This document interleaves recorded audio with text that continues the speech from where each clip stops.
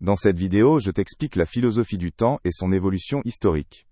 Tu comprendras comment différents penseurs et cultures ont considéré le temps au fil de l'histoire. La philosophie du temps s'intéresse à la question de ce qu'est réellement le temps. Elle étudie comment les êtres humains vivent et comprennent le temps. Il s'agit aussi de savoir si le temps est une réalité, ou simplement une idée humaine. Les philosophes se sont penchés sur ces questions depuis l'Antiquité. Dans l'Antiquité, le temps était souvent perçu comme cyclique.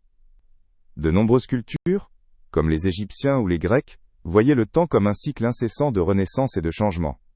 Pour les philosophes grecs, comme Héraclite, le temps était étroitement lié au flux constant du monde.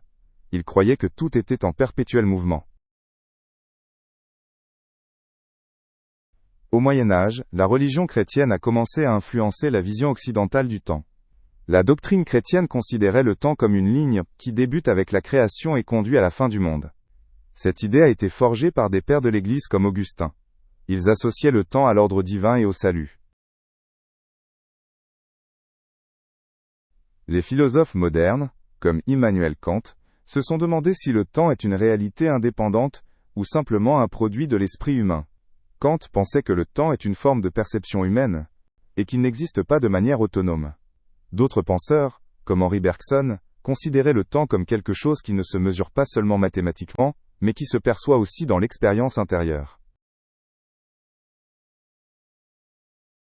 Avec la révolution industrielle, la compréhension du temps a profondément changé. Le temps est devenu de plus en plus lié au travail et à la productivité. Les montres et les horaires sont devenus essentiels pour organiser la vie professionnelle. Ce changement a eu des répercussions sur toute la société et a façonné le monde moderne. À partir du XVIIe siècle, le temps a été mesuré avec toujours plus de précision. L'invention de l'horloge puis le développement du temps atomique ont permis de considérer le temps comme une grandeur exactement mesurable. Cette mesure précise du temps a rendu possible une nouvelle manière de comprendre le monde. Il est devenu un outil essentiel en sciences et en technologie. En philosophie, la notion de présent a été remise en question à plusieurs reprises. Certains penseurs, comme Martin Heidegger, ont beaucoup réfléchi à ce qu'est réellement le présent. Ils ont cherché à expliquer pourquoi nous vivons le présent différemment du passé ou du futur. Le présent a été vu comme le moment de l'expérience et de l'action consciente. Dans différentes cultures, le temps est vécu et compris de manière diverse. Dans les cultures occidentales, le temps est souvent linéaire et orienté vers l'avenir, tandis que dans de nombreuses cultures indigènes, il est plutôt cyclique.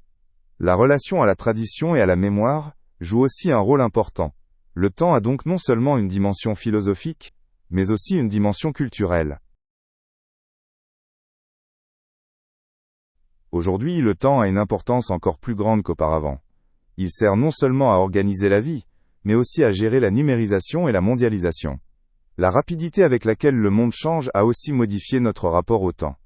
La question de la signification du temps continue d'être explorée dans la philosophie moderne.